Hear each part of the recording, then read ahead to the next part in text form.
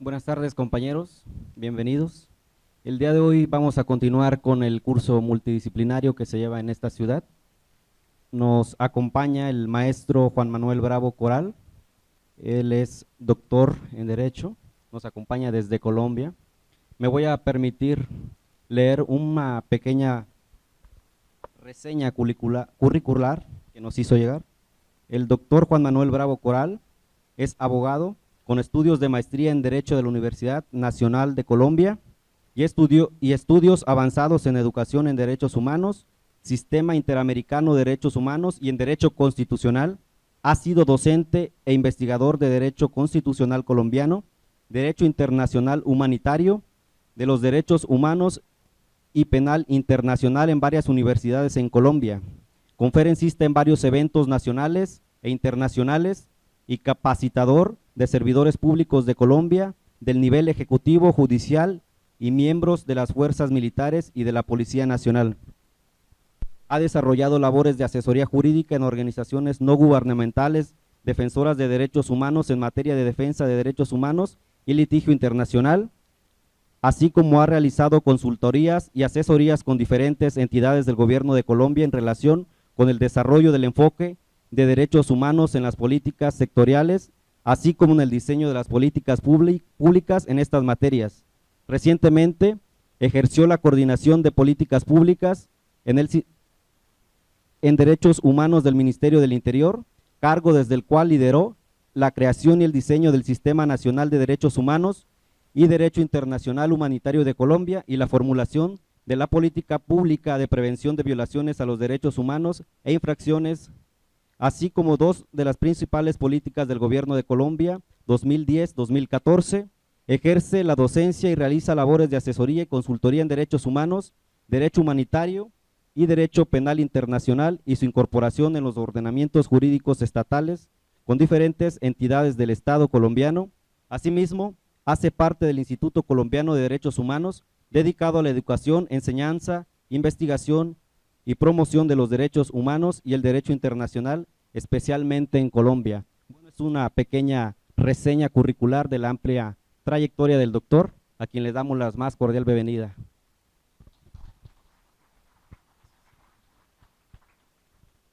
Bueno, muchas gracias.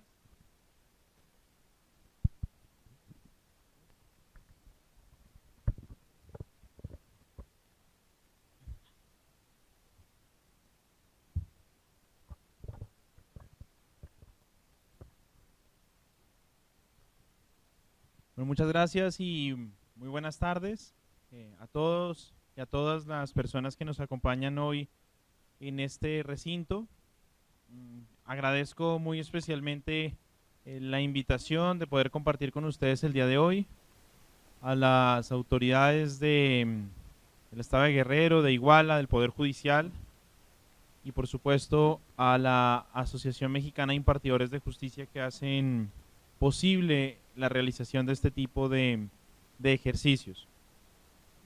Quiero destacar de manera muy preliminar la importancia de este tipo de espacios de intercambio de conocimiento en la medida que constituyen oportunidades de diálogo sobre temas que nos interesan, sobre temas importantes, pero sobre todo sobre temas que nos ayudan mutuamente a mejorar las actividades que realizamos cotidianamente en el ejercicio del derecho, desde el ejercicio judicial, desde el ejercicio de litigio, desde el ejercicio académico. La oportunidad es muy valiosa y en esa medida voy a tratar de presentar y destacar los aspectos más relevantes relacionados con dos temáticas específicas. Por un lado, la aplicación de los estándares internacionales de la lucha contra la tortura y en segundo lugar, conectarlo directamente con el control difuso de convencionalidad. Esos son dos temas que a todos nos interesan. Entiendo, digamos, el interés creciente en México sobre la temática del control difuso de convencionalidad y de manera muy particular me parece muy importante hoy poder compartir con ustedes ya temas más específicos relacionados con los estándares internacionales para la lucha contra la tortura. Como les digo, es una oportunidad y en esa medida espero que la podamos aprovechar conjuntamente.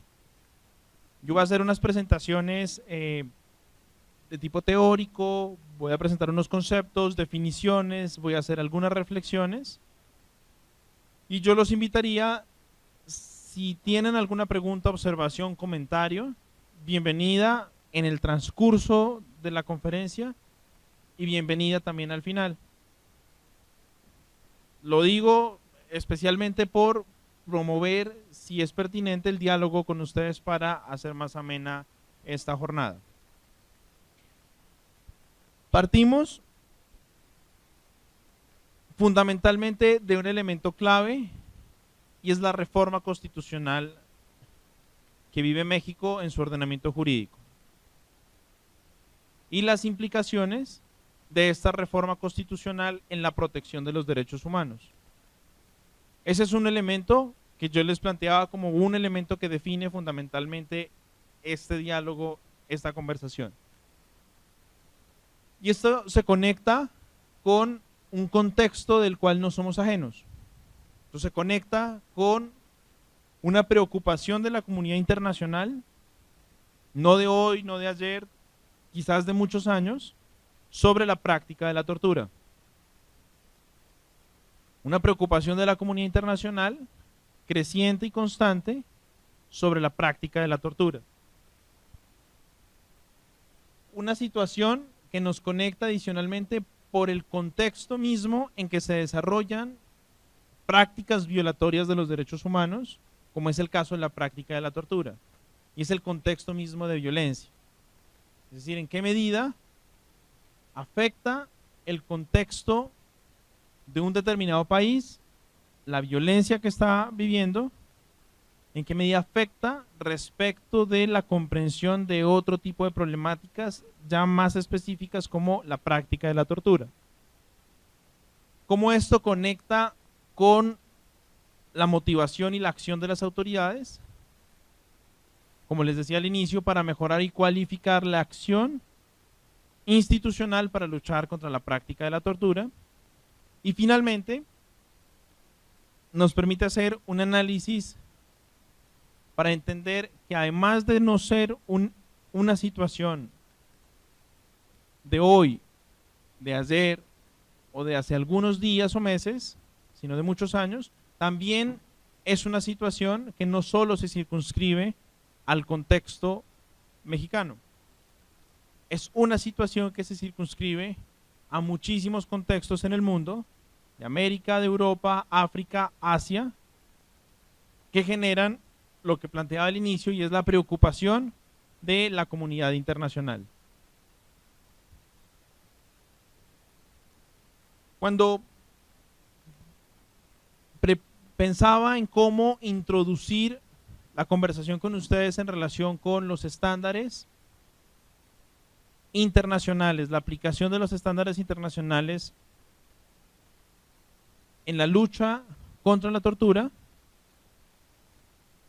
trataba de hacer una reflexión que a veces olvidamos, y es hablar de tortura, es hablar de dolor y es hablar de sufrimiento de unas personas o de una persona que sufre de un acto violatorio de su integridad personal y que genera un impacto en su vida y genera un impacto en su familia. Partiendo solo de esa comprensión, es que nos permite empezar a visualizar otras cosas. A veces se pierde el norte sobre las reflexiones y por eso decía, hablar de tortura es hablar de dolor, de sufrimiento, de un drama humano. Y cuando se dan ese tipo de circunstancias, ¿qué es lo que debería hacer la sociedad y especialmente qué deberían hacer las autoridades? Y la reflexión desde el derecho para luchar contra este tipo de prácticas, contra este tipo de dolor y sufrimiento, ha sido encontrar fórmulas, ha sido encontrar claves que permitan desde el derecho, con las capacidades y limitaciones desde el derecho, tratar de entender la situación de la práctica de la tortura. ¿Esto qué quiere decir? Que desde el derecho, estas fórmulas han sido, por ejemplo, la elaboración de tratados internacionales para la protección del derecho a la integridad personal y para la prohibición de la práctica de la tortura. La elaboración de estos tratados internacionales no solo ha estado circunscrita al ámbito internacional universal.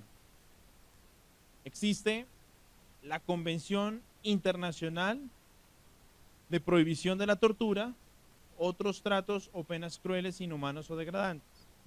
Pero también existe la Convención Interamericana para Prevenir y Sancionar la Tortura. Se ha creído que esas son claves y fórmulas para mejorar la protección del ser humano en la lucha contra la tortura.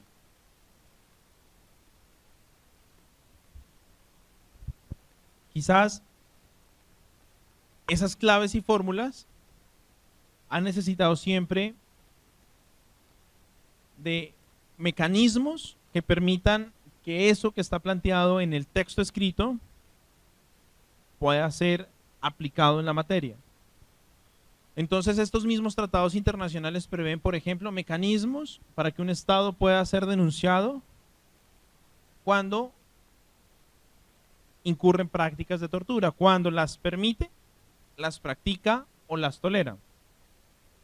Entonces, han creado mecanismos que ustedes seguramente conocen a nivel del Comité contra la Tortura de Naciones Unidas, a nivel de la Comisión Interamericana de Derechos Humanos, de la Corte Interamericana de Derechos Humanos. Han conocido de casos, incluso contra el Estado mexicano, en donde la Corte Interamericana se ha referido a hechos de tortura y ha hecho recomendaciones en esta materia. Pero no ha sido suficiente tener el instrumento y tener el acceso a la justicia internacional. El derecho y los juristas también concibieron otras fórmulas. Y esa otra fórmula, esa otra clave, es aquello que ustedes han ido estudiando durante el último tiempo, y es ese control difuso de convencionalidad. Y es esa conexión de lo que está en el escenario internacional traído al ordenamiento jurídico nacional. Entonces, esa clave, esa fórmula encontrada por el derecho para que esa reflexión internacional además se incorpore en el ordenamiento interno, ha sido otra herramienta supremamente importante en otros contextos para cualificar y mejorar la práctica de la lucha contra la tortura. Y aquí tenemos tal vez la reflexión de, esto empieza a cualificar, por ejemplo, el tema de la comprensión del derecho desde otras fuentes jurídicas. Ya no solo habrá que decidir o tomar decisiones en el nivel interno sobre la base de las leyes y normas nacionales, sino también sobre la base de los tratados internacionales de derechos humanos. Y en este tema de la práctica de la tortura es un asunto supremamente importante y clave. Lo mismo a nivel administrativo. Es un tema que tiene que ver con aplicación de estándares, por ejemplo, en el nivel de decisiones judiciales, pero también en el tema de nivel de decisiones administrativas. Como, por ejemplo, los tratados internacionales recomiendan la cualificación de protocolos y procedimientos para investigar mejor un hecho de tortura. Cualificar además una lógica social de aceptación o negación de un hecho de tortura. Esta lectura comparada de la situación hace posible que se generen escenarios de rechazo mucho más acentuado de práctica de la tortura. Es decir, poder compartir las reflexiones desde el derecho de comparado hace posible que podamos entender que hay otros contextos donde se están viviendo hoy situaciones de práctica de tortura que no quisiéramos que se presenten en México, precisamente por esa lectura comparada a nivel social, porque tenemos la comprensión y la lectura de un mismo estándar internacional del derecho que nos permite abordarlo de esta manera. Es el caso, por ejemplo, de Trinidad y Tobago. Ustedes revisan jurisprudencia de la Corte Interamericana de Derechos Humanos en casos de Trinidad y Tobago en los que ha analizado la vigencia y el respeto del derecho a la integridad personal. ¿Qué encontramos? Dos prácticas muy preocupantes que ha encontrado la Corte Interamericana. Una práctica, castigos corporales regulados administrativa y legalmente al interior del Estado de Trinidad y Tobago. La imposición de una sanción disciplinaria con la posibilidad de que la persona pueda ser castigada mediante un castigo corporal con algo que los llaman allá el gato de 9 colas. Es una cuerda que termina en 9 derivaciones y permite golpear, azotar a la persona, y es una práctica regulada administrativa y legalmente, es decir, hay facultad de la autoridad administrativa y judicial de poder imponer este tipo de sanciones.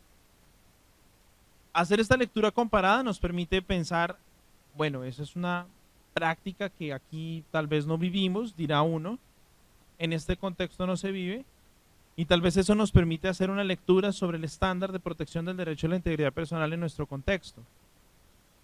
Otra práctica en Trinidad y Tobago es, por ejemplo, constitutiva de tortura según la propia Corte Interamericana, es lo que se llama como el corredor de la muerte. Entonces, la espera de días, horas o semanas de una persona que ha sido condenada a pena de muerte, la espera del día que va a llegar el momento de que se ejecute la decisión judicial. Entonces la Corte ha dicho, la falta de certeza de esta persona de cuándo se ejecuta la decisión judicial es constitutiva de tortura. Hacer esta lectura comparada, insisto, nos permite verificar y decir, bueno, no estamos viviendo esta situación. Pero si encontramos casos, por ejemplo, de Guatemala a Honduras, donde lo que encontramos es una práctica común o constante de las autoridades de obtener confesiones mediante tortura. Entonces la reflexión tal vez que nos invita a hacer este tipo de lecturas comparadas nos dirá, bueno, hay algunas noticias que nos dicen en México esto está ocurriendo, hay algunos casos que se han documentado, hay algunos llamados de atención de Naciones Unidas y nos dirán, ahí tal vez hay que hacer algo. Y entonces, esta lectura comparada permite entender cómo esta incorporación del estándar internacional en la jurisdicción interna facilita la comprensión de estos elementos de la práctica de la tortura. Hablamos de tortura, hablamos del derecho a la integridad personal, hablamos de tratos inhumanos, hablamos de tratos degradantes, y les quiero comentar que por muchísimos años los tribunales internacionales, el Tribunal Europeo, la Corte Interamericana u órganos de derechos humanos como el Comité de Derechos Civiles y Políticos de Naciones Unidas o el Comité contra la Tortura, han tenido una preocupación de definir qué es tortura. ¿Cuál es el límite de la comprensión de un hecho de tortura? Además, ¿cómo distinguir, como segundo paso, la tortura de un trato inhumano y cómo distinguir la tortura de un trato degradante? Hay algunos elementos que yo quiero compartirles que nos permiten orientar las distinciones y además que nos permiten orientar la acción posterior derivada de la comprensión de un hecho, si es tortura o no es tortura. Si revisamos los tratados internacionales, encontramos que tortura es todo acto que lesiona la integridad física, psíquica o moral de una persona y que reúne fundamentalmente tres elementos. Es un acto intencional, es decir, no es un acto resultado de la negligencia o de la imprudencia o del descuido de quien la comete. Es un acto que se dirige a producir un daño específico en una persona, a lesionarla. Entonces, el carácter intencional. En segundo lugar, tenemos que la tortura se comete siempre con un fin o con un propósito. Entonces nos dicen los tratados internacionales y las definiciones que la tortura se comete, por ejemplo, como castigo, como sanción, como una forma de experimentación médica, se comete para obtener confesión, y dice el tratado internacional y con cualquier otro fin. Que concluimos que la tortura necesita, en todos los casos y bajo cualquier circunstancia, que tenga un fin o propósito perseguido en la acción, que además de ser intencional, es una acción que busca lograr algo a cambio de generar ese acto de sufrimiento en una persona. Y ese es el tercer elemento, es el sufrimiento que padece la persona. Nos dicen también los tratados, pero acá tal vez con más acento, los tribunales internacionales, y nos lo dice tal vez la Corte Interamericana con mucha mayor especificidad, que la tortura necesita y exige ser cometida intencionalmente con un fin o propósito, y además que genere un sufrimiento severo o grave. No es cualquier sufrimiento.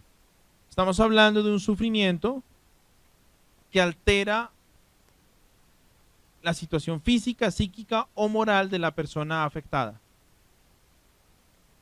Tenemos esta definición de tortura y claro, vamos a decir en la práctica, esto va a ser muy difícil de definir. ¿Cuándo hay tortura y cuándo no hay tortura? Pero tenemos estos tres elementos. Y la misma normativa internacional ha hecho una escala de graduación, digamos, de esta práctica contra el derecho a la integridad personal, ubicando a la tortura como la práctica prohibida por excelencia y además como la práctica prohibida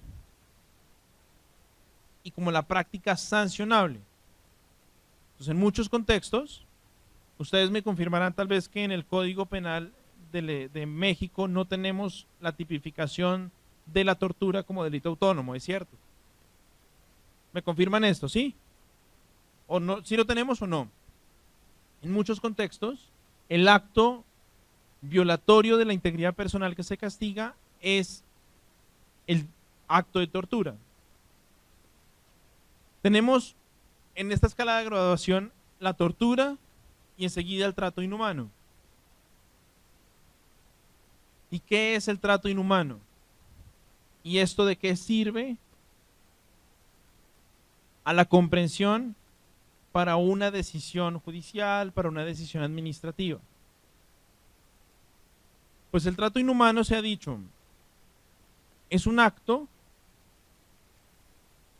que sí lesiona el derecho a la integridad personal de una persona, pero no exige que haya un fin o propósito perseguido con el acto que se está cometiendo contra una persona. Entonces ahí diferenciamos con la tortura el fin o propósito perseguido. Y tampoco exige que haya intencionalidad en tratar de violar el derecho a la integridad personal a una persona. Y en el tema del sufrimiento, lo que dice la Corte Interamericana es, en el trato inhumano, el sufrimiento puede ser incluso el causado al nivel de la tortura o más bajo. Es decir, el elemento diferenciador clave es la inexistencia de fin o propósito en el acto del trato inhumano. Ya les describí algunos aspectos de bajo qué circunstancias se puede hablar de tortura. Entonces, castigo corporal, sanción, obtención de confesión, experimentación científica o médica. En el caso del trato inhumano, lo que encontramos es otro tipo de tipologías de conducta. Entonces, en el trato inhumano lo que tenemos es, por ejemplo, las condiciones materiales de detención de una persona.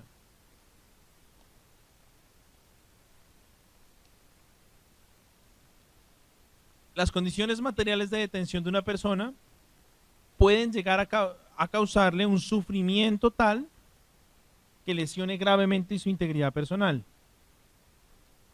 Entonces, por ejemplo, condiciones de hacinamiento, insalubridad o condiciones de aislamiento de una persona puede que no tengan el fino propósito de causarle el daño a la integridad personal a la persona. O sea, puede ser que el hacinamiento no sea una intención del Estado de provocar el sufrimiento a la persona, son las mismas condiciones materiales de detención. Pero independiente de que no exista ese fino propósito, se causa el daño a la persona. Y por eso hablamos de que también es una práctica sancionable, diferente pero sancionable respecto de la tortura. Teníamos por acá una pregunta.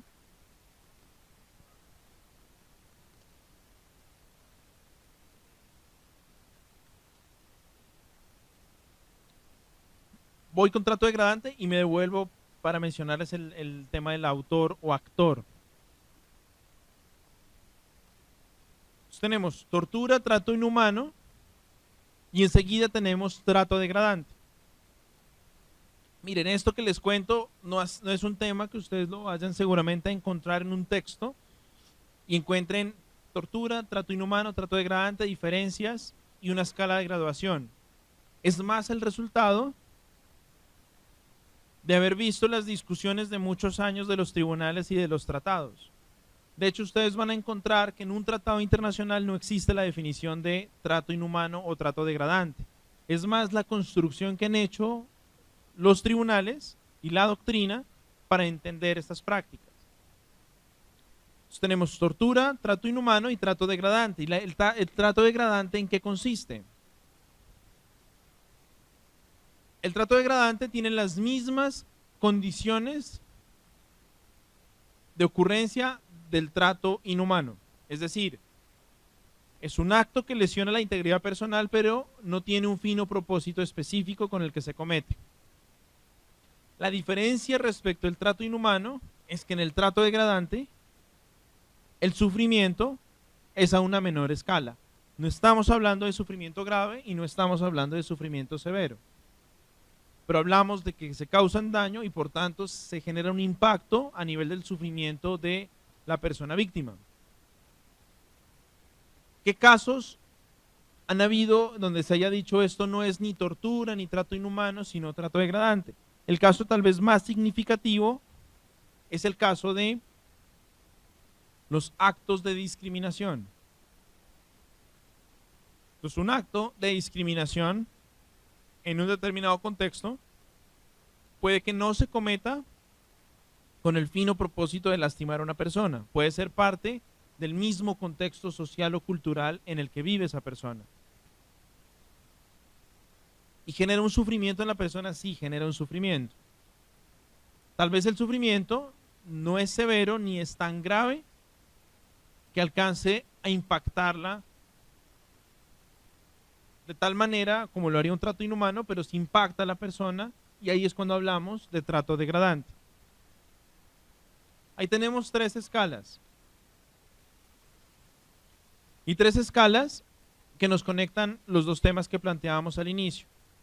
Por un lado, los estándares internacionales de la práctica de la tortura.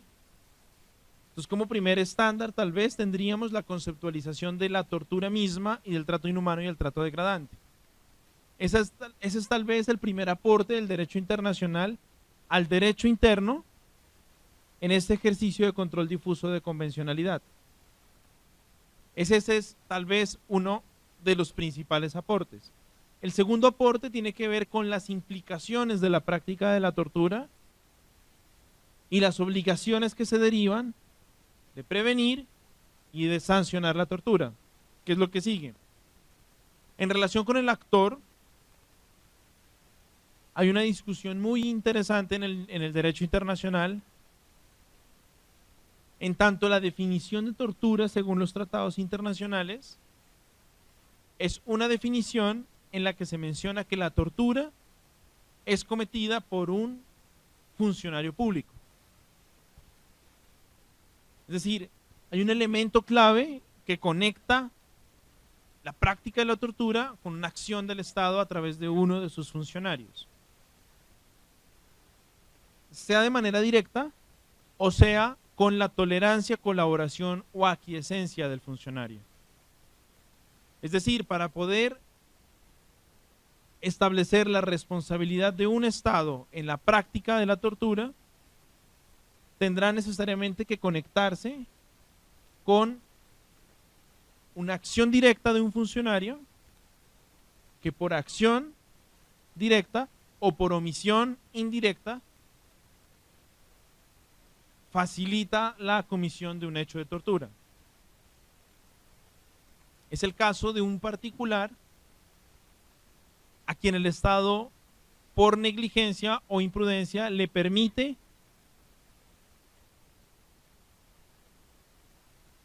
cometer actos que lesionan la integridad personal de los ciudadanos. Hay muchos casos que les podría mencionar en relación con estos temas. Es el caso, por ejemplo, de un instituto psiquiátrico en Brasil, donde la Corte Interamericana encontró que era un instituto privado, donde los pacientes psiquiátricos del hospital eran tratados de tal manera que podía hablarse de que allí se estaban cometiendo prácticas contra la integridad personal, incluso prácticas de tortura. ¿Qué hizo la Corte Interamericana? Desarrollar la comprensión, el entendimiento de que no solo es un acto cometido por el Estado de manera directa. El Estado ahí no fue responsable porque fuera un funcionario público el que estuviera haciéndolo. El Estado era responsable precisamente porque no lo estaba haciendo. No estaba haciendo lo que le correspondía en términos de vigilancia y supervisión del hospital psiquiátrico. Ese es el segundo elemento clave que nos aporta la comprensión del derecho internacional en este punto. Acá yo hago un llamado que quizás han hecho otros ponentes cuando hablan de control difuso de convencionalidad, que está relacionado con ese principio que se menciona allí, que es el principio pro persona, y es: el estándar internacional no establece un máximo de protección, establece un mínimo de protección. Cualquier Estado que incorpore un tratado internacional en su ordenamiento puede libremente subir el estándar de protección de lo que prevé el tratado internacional. El tratado prevé son mínimos, pero no máximos. Y lo digo esto en relación con el actor que comete el acto de tortura. Porque la tipificación de la conducta cumplirá con el mínimo establecido en el tratado internacional si se prevén los términos del tratado internacional, y es que sea cometida por un funcionario público por acción u omisión. Pero muy bien podría el Estado que incorpora el estándar internacional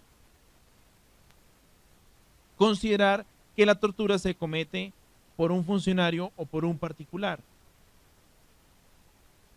Eso no lastimaría el estándar de protección, sino por el contrario, aumentaría el rango de protección de las personas en la medida en que ampliaría el marco de acción y sanción de la práctica de la tortura.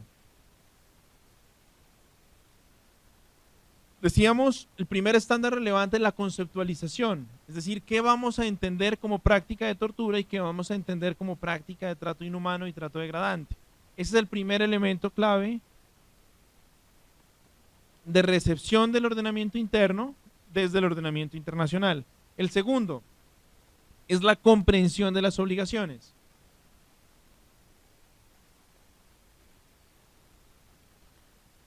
En la comprensión de las obligaciones, debemos preguntarnos necesariamente obligaciones respecto de qué. Son obligaciones respecto de los derechos humanos. Y ahí nos vamos a preguntar necesariamente qué son los derechos,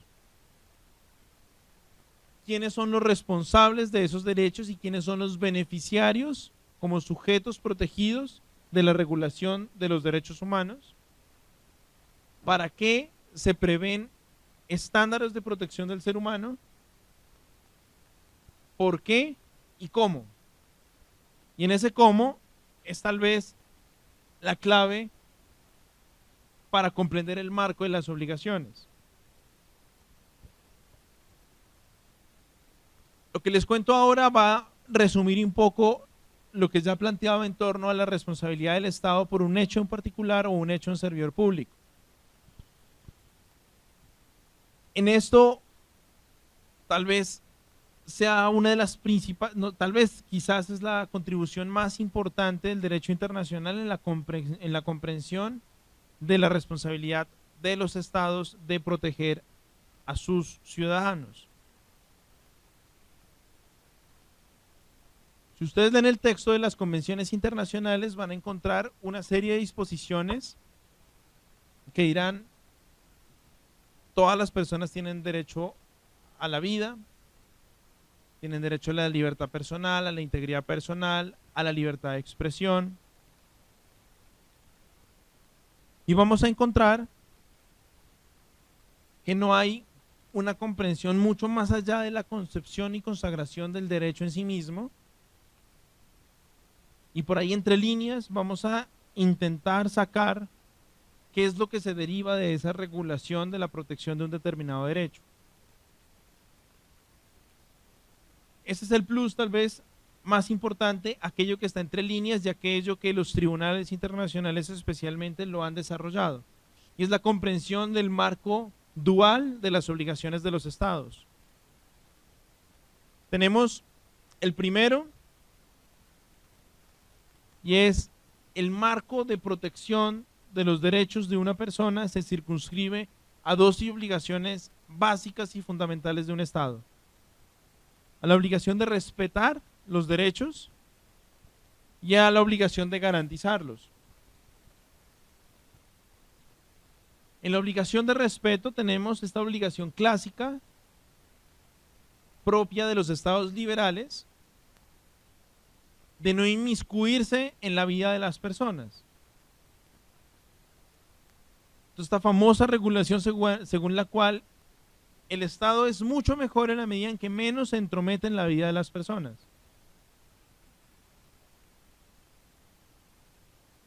Eso es parte de una concepción liberal del Estado. Pero esto tiene mucho más fondo, y es: no se entromete en la vida de las personas ni para hacerles bien ni para hacerles mal. Es decir, no regula, por ejemplo, sus relaciones comerciales, su mercado. Entonces, no se entromete para bien, para que la gente pueda libremente desarrollar su comercio, pero tampoco se entromete para mal. Y esto es, el Estado no le hace daño a las personas, no priva arbitrariamente de sus derechos y sus libertades a las personas. Esa es la obligación de respeto, la obligación por excelencia de no hacer.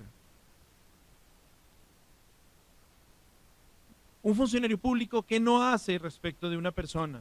¿Qué no puede hacer respecto de una persona? Privarla arbitrariamente de su vida. Es algo absolutamente prohibido. No puede privarla arbitrariamente de su libertad de expresarse. Eso es prohibido. No puede privarla arbitrariamente de su libertad. Eso es prohibido. Y hay regulaciones que dicen solo en estos casos se puede privar de la libertad a una persona. Pero la regla general es no privar de las libertades y los derechos a las personas. Y esto se predica fundamentalmente de los derechos civiles y de los derechos políticos. Y la prohibición que nos atañe, el Estado no puede, no debe practicar un acto de tortura respecto de una persona. El Estado no debe, no puede hacer un acto que lesione la integridad personal de una persona. Es la famosa obligación negativa de no hacer. Su naturaleza es negativa, su concepto es una obligación de no intromisión en la vida de las personas y plantea necesariamente unos deberes específicos, y entonces habrá regulaciones específicas de cuáles son las prohibiciones de los servidores públicos respecto de las personas. Primera obligación, la obligación de respeto, y la segunda obligación, la obligación de garantía. Y la obligación de garantía es mucho más joven en términos de tiempo y en términos de años. Porque la obligación de respeto surge como primera exigencia del ciudadano respecto de los reyes, respecto de la monarquía, por allá en la época de la Revolución Francesa. Fue el primer acto de rebeldía de los ciudadanos respecto de los monarcas. Exigir libertades fundamentales.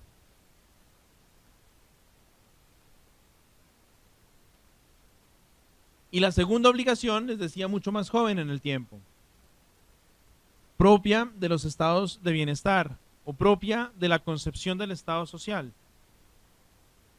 Y ya no es entonces la obligación de no hacer, sino la obligación de hacer. La obligación positiva de hacer cosas, de adoptar acciones, de tomar medidas, de regular el mercado para proteger a las personas, de subsidiar, de regular el derecho a la educación, de proveer sistema de salud, de proveer vivienda a los más necesitados, de adoptar medidas para prevenir, ahí sí, para prevenir que se cometan actos que lesionen los derechos de los ciudadanos. Entonces tenemos esa doble connotación, obligación positiva de hacer cosas, el Estado obligado a hacer. Hoy exigimos del Estado garantías, por ejemplo. Se exige de los gobernantes expedición de leyes que regulen la protección de los ciudadanos. Exigimos medidas administrativas, políticas públicas, decisiones judiciales que protejan a las personas. Y en esto de la protección del derecho a la integridad personal, la obligación de hacer está ahí planteada también de manera latente. ¿A qué está obligado un Estado respecto de proteger el derecho a la integridad personal? ¿Cuáles serían esos deberes específicos que se derivan para proteger el derecho a la integridad personal y evitar hechos de tortura en un determinado estado? ¿Cómo se concreta esta obligación de hacer?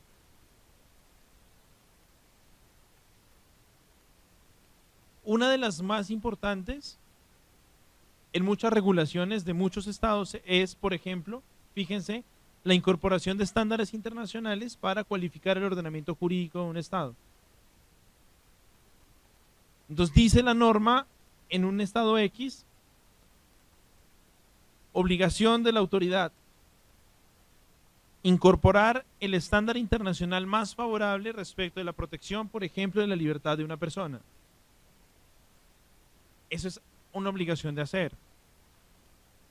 La adopción de medidas legislativas, medidas jurídicas, es una obligación muy relevante que conecta con esta obligación de hacer. ¿qué más podría hacerse a efectos de proteger el derecho a la integridad personal y evitar hechos de tortura?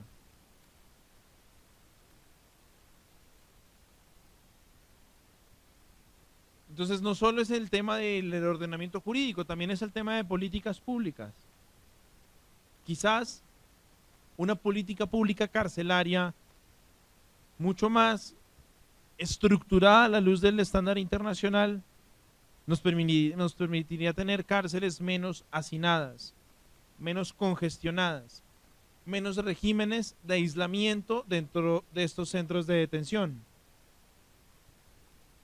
¿Y qué más se puede hacer? Promover una formación más cualificada, una capacitación más intensa a los funcionarios encargados de hacer cumplir la ley, a los funcionarios encargados de custodiar la libertad de las personas. Eso es un deber específico de la obligación de hacer en relación con la lucha contra la tortura, contra la práctica de la tortura. Y esa es la segunda lección o el segundo estándar que del derecho internacional sirve al derecho interno para comprender mucho más ampliamente la acción del Estado. Una clave y fundamental en términos de adopción de medidas legislativas es la tipificación de la conducta prohibida en el Código Penal. Ustedes pueden leer los tratados internacionales que les mencionaba, la Convención Internacional y la Convención Interamericana, y van a encontrar de manera específica como obligación, los estados están obligados a tipificar en sus ordenamientos jurídicos penales el delito de tortura. Esto se deriva de la obligación positiva, de la obligación de hacer. Esta es la definición que quería compartir, el texto que quería compartir con ustedes de las dos obligaciones, de las obligaciones duales, de la cual se derivan todas las obligaciones. Si se quieren imaginar a qué está obligado un Estado respecto de la lucha contra la práctica de la tortura, de aquí se derivan todos los deberes específicos. A partir de la comprensión de estas dos obligaciones, es posible derivar todos los deberes específicos en relación con lo que un Estado debe hacer. Dice la obligación de respeto. Esta obligación se relaciona en general con un compromiso del Estado de no hacer y o no permitir que otros hagan. Está directamente relacionado con el régimen de libertades. En consecuencia, incumple esta obligación un Estado cuando por la acción de alguno de sus agentes viola derechos humanos o permite que particulares lo hagan. Y la obligación de garantía implica el deber del Estado de organizar todo el aparato gubernamental y todas las estructuras a través de las cuales se manifiesta el ejercicio del poder público. Esto es, como llamamos en Colombia comúnmente, organizar la casa. Es como poner todas las cosas en orden, cada cosa en su lugar, cada institución organizada debidamente con sus normas claritas, sus instrumentos muy claros, de manera tal que sean capaces de asegurar jurídicamente el libre y pleno ejercicio de los derechos humanos. Como consecuencia de esta obligación, los Estados deben prevenir. Entonces, aquellas medidas que les mencionaba de prevención, ahí están planteadas como un deber específico de la obligación de garantía.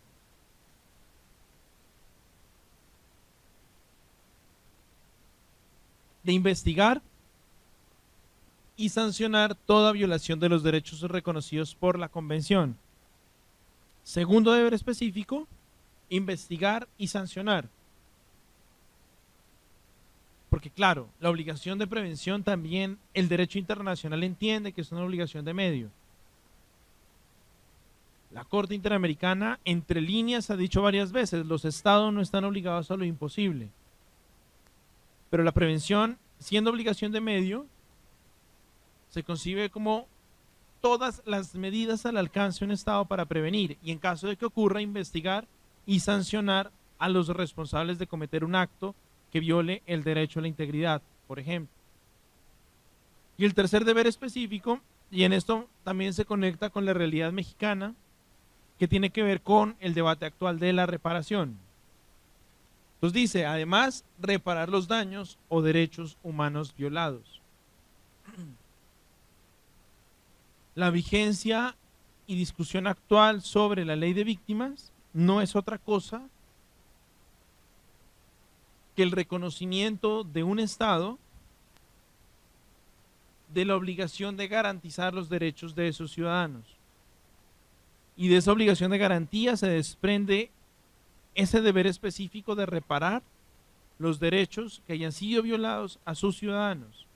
¿En qué circunstancias? Cuando hayan sido cometidos por sus agentes o por particulares, pero el Estado haya permitido, facilitado, colaborado o tolerado esos comportamientos.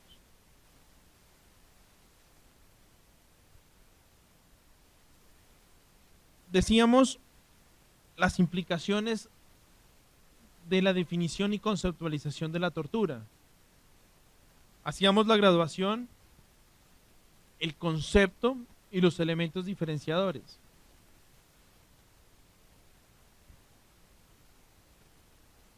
Quisiera hacer una reflexión, ya casi sobre el final, en el sentido de compartirles que la lucha de la práctica de la tortura, digamos, se circunscribe y obliga a la regulación de los marcos jurídicos nacionales. Pero esto también está relacionado con la regulación de los marcos jurídicos internacionales en relación con la sanción penal. ¿Esto qué es? Encontramos estándares de lucha de la práctica de tortura en el derecho internacional de los derechos humanos. Entonces decíamos, Convención Internacional contra la Tortura, Convención Interamericana contra la Tortura, los demás instrumentos generales de protección de los derechos humanos, pero además de estos instrumentos, tenemos hoy otro instrumento que es el Estatuto de la Corte Penal Internacional. No es un instrumento de derechos humanos, es un instrumento de derecho penal internacional que busca el mismo fin de proteger los derechos. Y lo traigo a colación porque es muy relevante la consideración también del derecho penal internacional como un estándar relevante en la incorporación y cualificación del ordenamiento penal interno.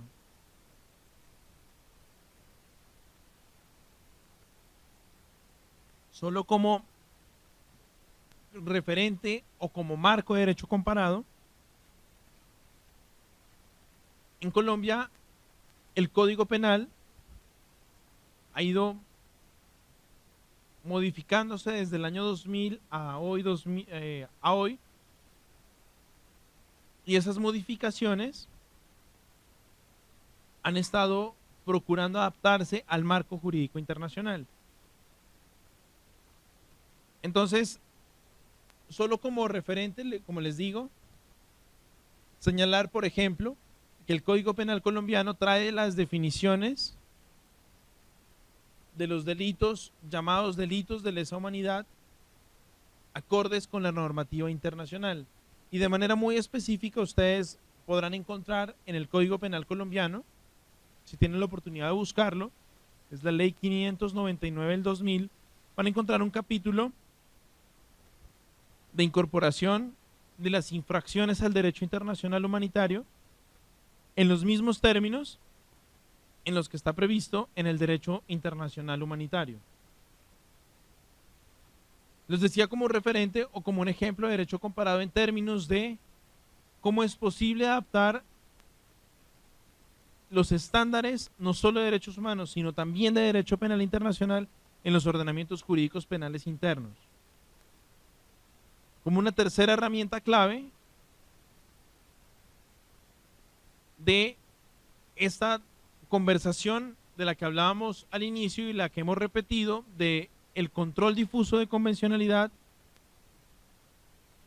y los estándares internacionales de la lucha contra la tortura.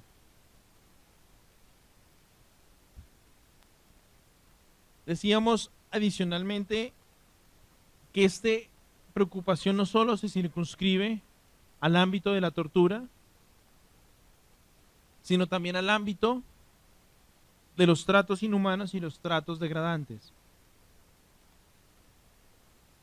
Porque definir tortura lo que nos permite es definir el estándar más alto de violación del derecho a la integridad personal. Pero de ahí hacia abajo hay preocupaciones también. Y mencionaba los hechos que pueden ser constitutivos de trato inhumano y trato degradante. Hablábamos de condiciones materiales de detención. Hablábamos de hechos de discriminación. Hablábamos de toda esta serie de hechos, por ejemplo, de la violencia de género, que puede llegar a ser constitutiva de cualquiera de los tres estados del derecho a la integridad personal. Puede llegar a ser constitutiva de tortura, de trato inhumano o trato degradante. Hablamos de que la violación del derecho a la integridad personal también ha sido reconocida, por ejemplo, para los familiares de las víctimas de tortura, para los familiares de las víctimas de una masacre o una ejecución, los familiares de las víctimas de una desaparición forzada. Quizás el artículo 5 de la Convención Americana, Derecho a la Integridad Personal, como estándar de referencia para la incorporación en el derecho mexicano, donde más ha sido recurrentemente utilizado ha sido en los casos de protección de derechos de familiares de víctimas.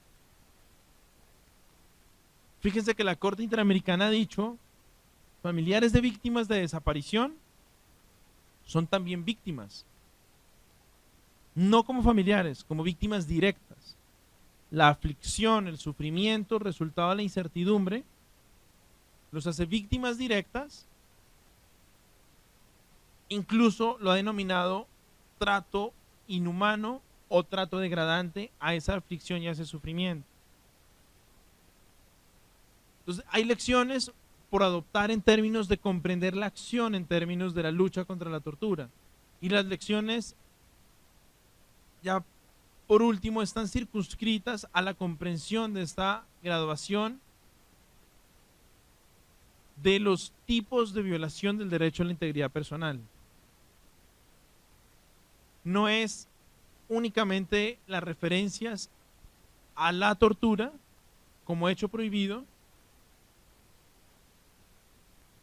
no son solo las referencias a la tortura como acto condenable, sino también a hechos como los tratos inhumanos y los tratos degradantes que afectan de manera grave la integridad personal de las personas.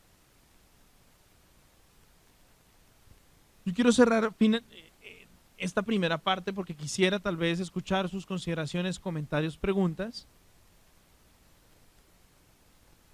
Quisiera hacer simplemente la reflexión de nuestros contextos. Yo les decía al comienzo que había que hacer referencia necesariamente para comprender el estándar, para comprender, por ejemplo, los referentes, había que entender el contexto en el que estos se daban. La Corte Interamericana de Derechos Humanos ha dicho varias veces, los casos no se dan en el vacío, no se dan de manera generalizada, se dan en un contexto específico. Y la referencia que hacía a nuestros contextos tiene que ver especialmente con contextos donde la situación de normalidad o la situación de paz está alterada. No la he calificado de manera alguna, pero simplemente parto de que reconozcamos que nuestros contextos, y hablo del contexto de México, el contexto de Colombia, tienen una situación de normalidad alterada. Y de allí, de esa definición, podemos subir hasta mencionar los niveles más altos de violencia armada. Pero hay una situación de normalidad alterada en términos de la violencia doméstica, y también de la violencia social armada. Reconocer el contexto nos permite entender también que cualquier medida que se pueda adoptar en ese sentido tiene que comprender el contexto en el que se está desarrollando.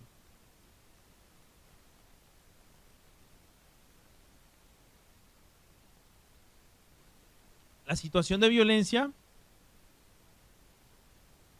ha motivado en muchos contextos a lo largo de la historia a justificar la práctica de la tortura, por ejemplo, en la lucha contra el terrorismo. La obtención de confesión mediante tortura en la lucha contra el terrorismo como forma de prevención a un ataque, presumiblemente un ataque terrorista posterior, ha permitido justificar la práctica generalizada de la tortura. El odio que se encarna entre las partes que luchan violentamente en un contexto por meses o años, hace que al enfrentarse o al caer bajo su poder en detención, ese odio se materialice en un trato de tal naturaleza constitutivo de tortura. Entender ese contexto nos permite tomar este discurso de la tortura de una manera mucho más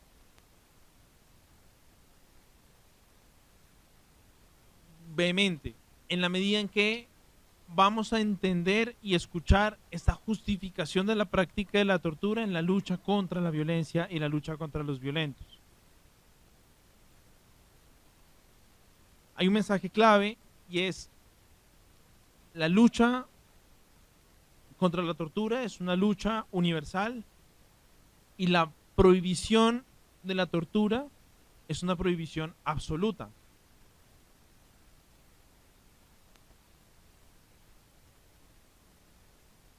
Una prohibición absoluta que los tratados internacionales, al momento de revisar, ustedes van a encontrar que dirá que hay ocasiones en las que se puede violar el derecho a la integridad personal como sanción legítima.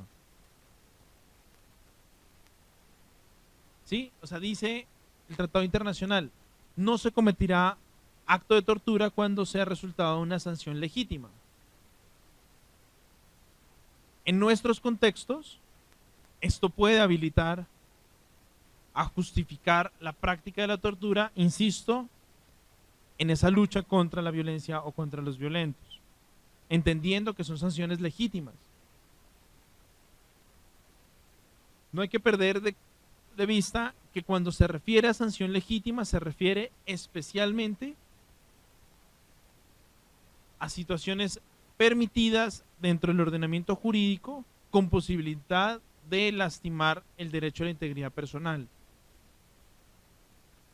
En algún caso contra Inglaterra, el Tribunal Europeo de Derechos Humanos le dijo a Inglaterra: ojo, el castigo corporal nunca puede ser sanción legítima. La obtención de confesión mediante tortura nunca puede ser sanción legítima.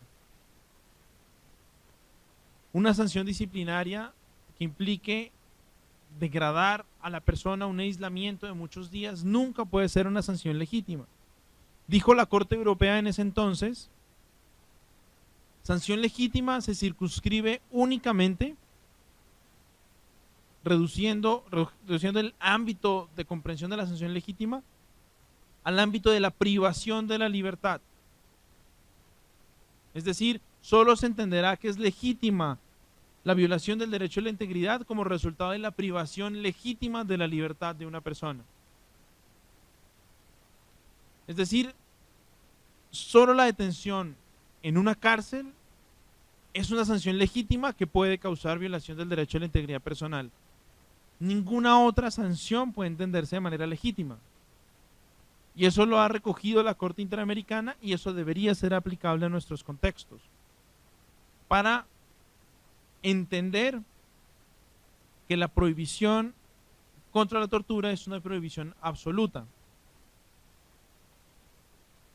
Esa es la primera reflexión sobre nuestros contextos, y la segunda reflexión de nuestros contextos tiene que ver con la violencia familiar o la violencia social. La violencia doméstica, la violencia en los colegios. Es un tipo de violencia que en principio pareciera no revestir de la gravedad suficiente para entenderse como tortura, o como trato inhumano, como trato degradante.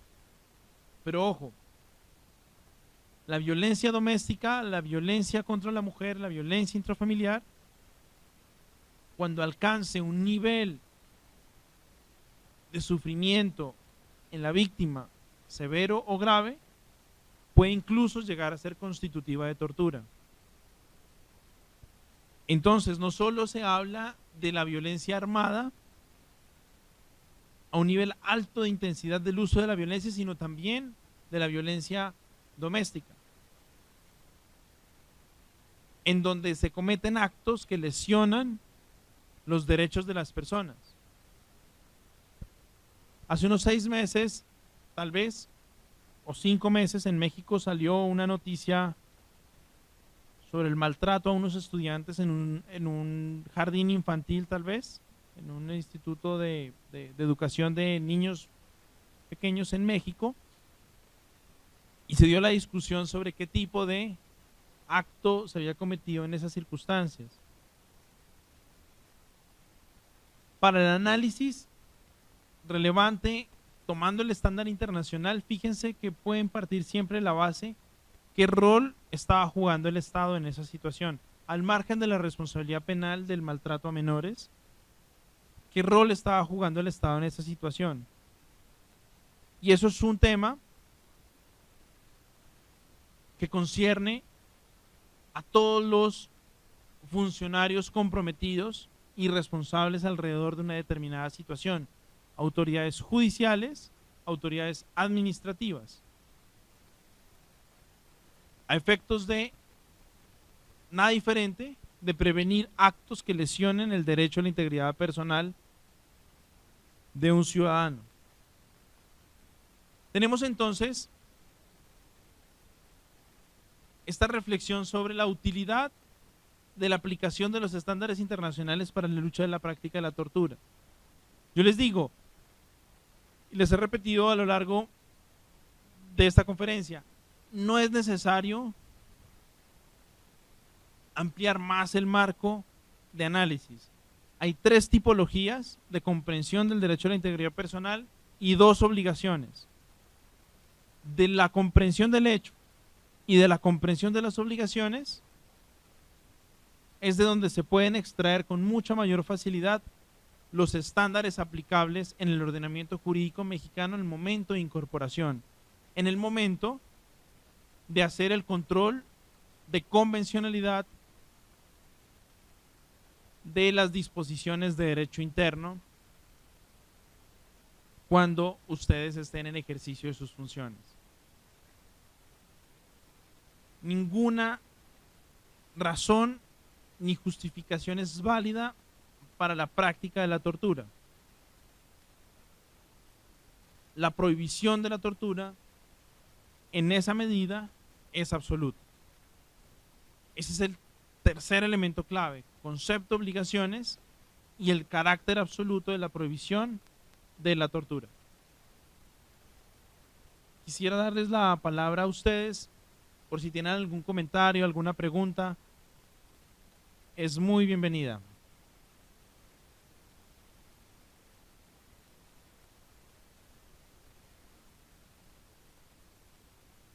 Por favor.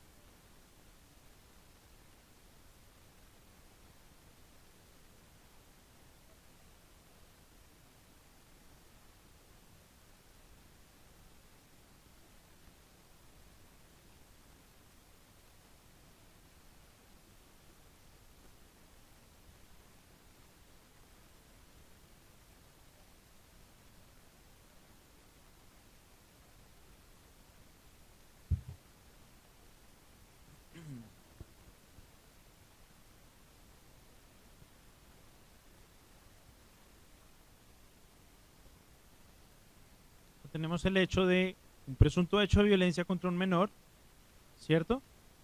Donde el detenido, al parecer, fue detenido de manera ilegal y además fue torturado.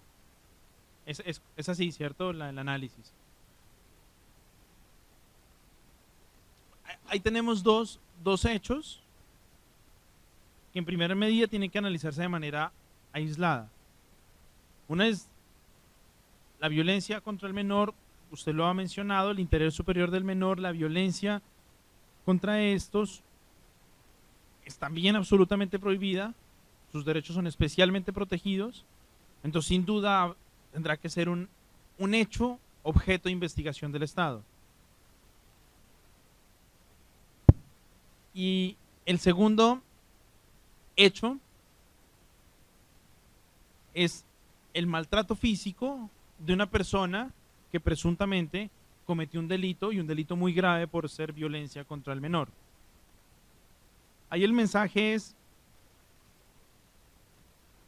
cualquier hecho, objeto de investigación y cualquier tratamiento a una persona que presuntamente cometió un delito debe darse en el marco de los derechos humanos. Es decir, la ilegalidad de la detención y la ilegalidad de los malos tratos que recibió la persona detenida deben ser investigados, juzgados, sancionados por el Estado, pero no convalidan la violencia que se dio contra el menor. Deberían tratarse necesariamente como dos hechos aislados. Si, por ejemplo,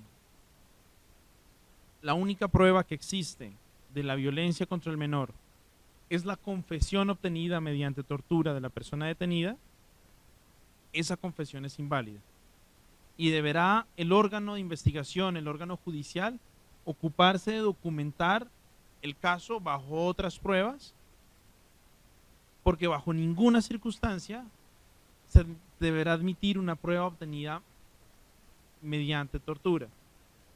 Y lo decía claro, en este caso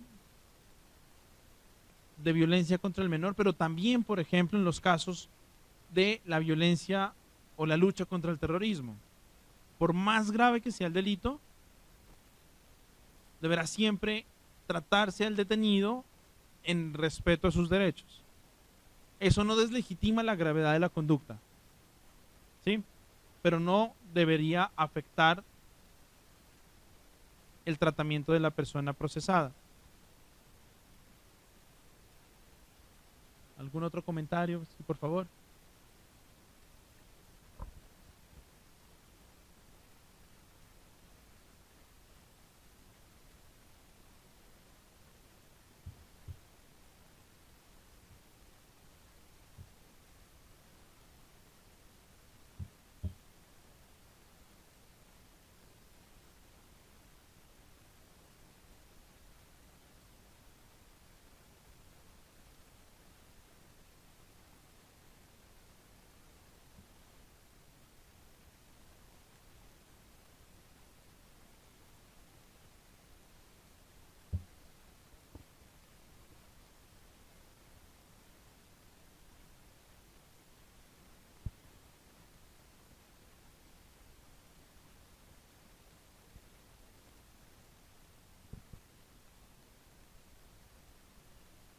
Decíamos que el elemento diferenciador entre los 3 grados de conducta era, entre otros, por ejemplo, el fino propósito perseguido. Decíamos que en el trato inhumano y degradante no hay un fino propósito específico, mientras que en la tortura se busca lograr algo a cambio. Yo haría la pregunta de regreso, y es si estos actos de malos tratos tenían un fino propósito específico. Tal vez la intimidación, ¿no? Bueno, además del provecho material, seguramente también la intimidación. Entonces, digamos, si hay este hecho, este elemento de fino propósito, estaríamos incluso en la posibilidad de hablar de tortura. Si tenemos un acto intencional que lesiona la integridad, si tenemos un fino propósito, y el fino propósito puede ser un provecho material o puede ser la intimidación, porque nos dice la norma, cualquier fin o cualquier propósito.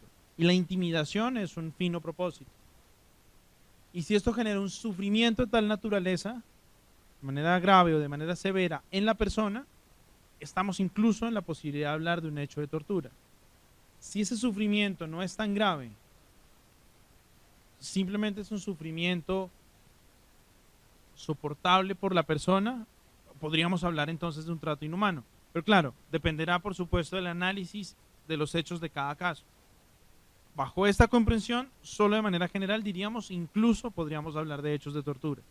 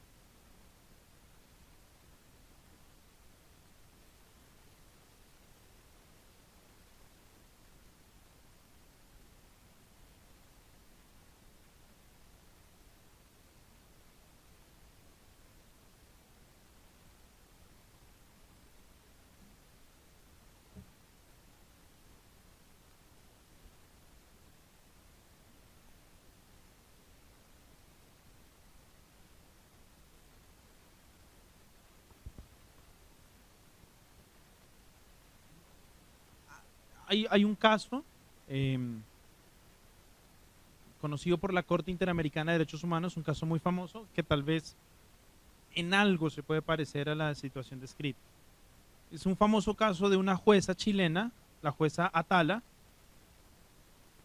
una jueza considerada lesbiana. ¿Sí, por favor?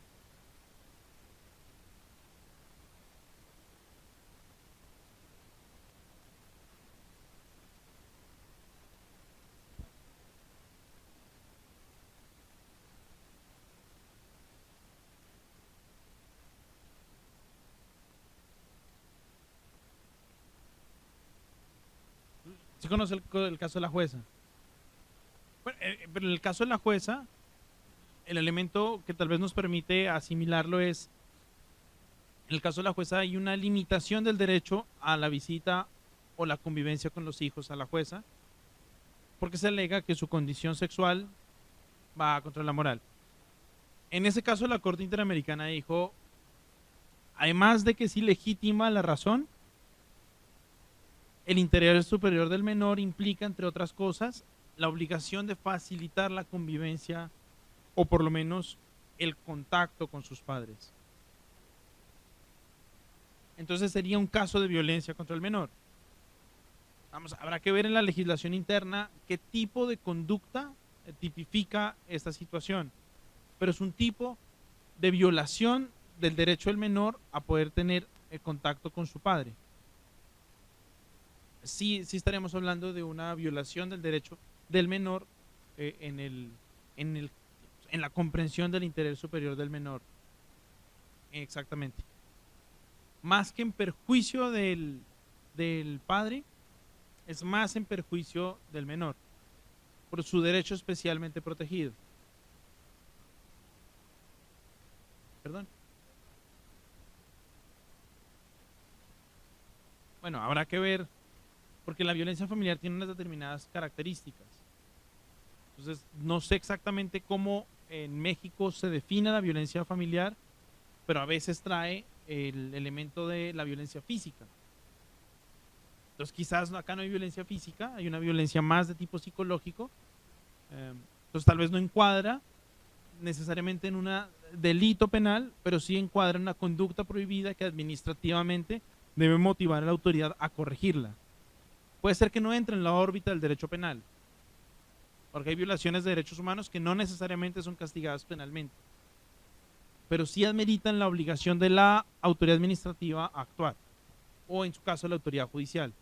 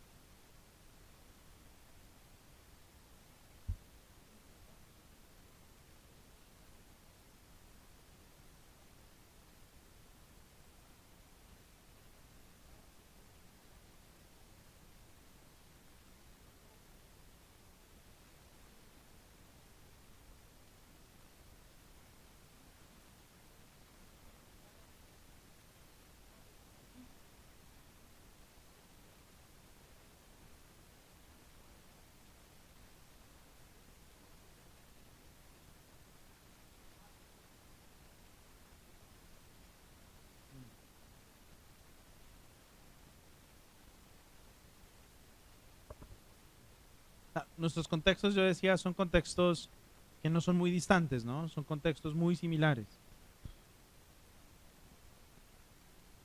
Son situaciones en Colombia la Corte Constitucional denominó un estado de cosas inconstitucional. No sé si ustedes habían escuchado esa expresión. En Colombia, la Corte ha usado esta expresión de estado de cosas inconstitucional cuando ocurren estas situaciones como las que nos describen. La ocurrencia de un hecho y la inacción de las autoridades para atender ese hecho, que es una violación persistente de los derechos humanos. La Corte Constitucional en Colombia lo ha usado en dos circunstancias. Ha dicho en relación con la población privada de libertad que las condiciones de hacinamiento, las condiciones materiales de detención, de salubridad, de higiene en los centros de detención en Colombia, pese a existir y persistir, no han motivado la acción de las autoridades, lo que ha hecho que se entienda un estado de cosas inconstitucional. Y esto es, todo lo que esté funcionando alrededor de las personas privadas de la libertad está funcionando mal. Y esto ya realmente hace algún tiempo y tampoco es que haya cambiado mucho el panorama. Digamos, es una situación, por supuesto, preocupante, que alarma, y lo que va necesariamente es a provocar y promover es que haya crecientes demandas nacionales e internacionales contra el Estado en virtud de este tipo de hechos. La segunda situación que en Colombia la Corte dijo hay un estado de cosas inconstitucional es en relación con la población en situación de desplazamiento forzado. En Colombia no hay un problema de migración, como sí lo hay tal vez en México, países del sur, hacia México y el traslado hacia el norte, pero en Colombia sí hay un problema de desplazamiento forzado interno entre municipios, entre departamentos, lo que acá son estados. Las personas por la violencia se desplazan. Se dice que en Colombia aproximadamente hay 4 millones de personas en situación de desplazamiento, en cuentas hechas desde el año 97. En el año 2004 la Corte Constitucional dijo: acá todo está mal. Hay un estado de cosas inconstitucional en materia de desplazamiento forzado. Vamos a cumplir 10 años de declaratoria del estado de cosas inconstitucional. Claro, ha habido esfuerzo de las autoridades, pero la Corte sigue constatando la persistencia del estado de cosas. ¿Qué hacer? Pues creo que cada uno de los roles en los que ustedes se encuentran, autoridad judicial, litigio, academia, autoridad administrativa, etcétera, motiva una acción específica frente al quehacer, frente a la denuncia pública, frente a la decisión judicial, frente a la decisión administrativa. Una sola decisión judicial en un caso de esos puede llegar a tener impacto respecto a una situación más amplia, por ejemplo. Tal vez no, ninguno de los que está acá tal vez sea el director de un centro de detención que pudiera tal vez tomar una decisión específica. Tal vez sí hay más bien miembros del Poder Judicial que con una sola decisión en un solo caso pudiera llegar a tener un efecto y un impacto mayor. No solucionar, digamos, todo el contexto de preocupación que plantea, pero sí tal vez llegar a impactar a partir de un solo caso una situación mucho más general. Y seguir tal vez en el convencimiento de que esto es lento, pero avanza. No estamos hace 50 años donde la justificación de la práctica de la tortura era a otro nivel. No estamos hace 200 años o hace 400 años donde las mujeres eran quemadas en la hoguera simplemente por el dicho de herejía o brujería, etc. Esto avanza lento, pero avanza. Y estos estándares y esta comprensión del derecho internacional hace que esto avance. No es otra la fórmula realmente. Sí, por favor, creo que tal vez sería la última pregunta, pero